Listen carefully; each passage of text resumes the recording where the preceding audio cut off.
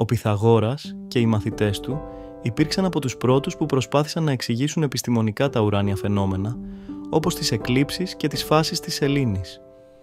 Δημιούργησαν ένα πρωτότυπο αστρονομικό σύστημα, τοποθετώντας στο κέντρο του σύμπαντος μια κεντρική εστία πυρός, γύρω από την οποία κινούνταν όλα τα ουράνια σώματα, ακόμη και ο ήλιος και η γη.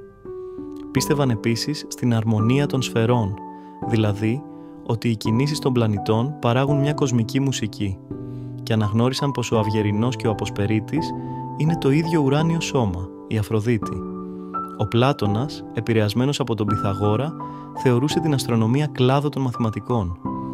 Στην πολιτεία του περιέγραψε την κίνηση των ουρανίων σωμάτων με περιστρεφόμενους σφονδύλους και υποστήριξε ότι το σύμπαν είναι σφαιρικό με τη γη στο κέντρο. Ωστόσο, προς το τέλος της ζωής του, σύμφωνα με τον Πλούταρχο, άλλαξε γνώμη μετά τη μελέτη των έργων του Φιλόλαου.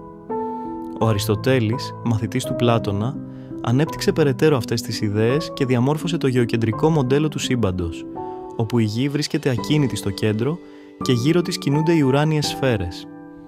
Οι αντιλήψεις του κυριάρχησαν για πολλούς αιώνες και αποτέλεσαν τη βάση του πτολεμαϊκού συστήματος, μέχρι να αντικατασταθούν από το ηλιοκεντρικό σύστημα του Κοπέρνικου κατά την αναγέννηση.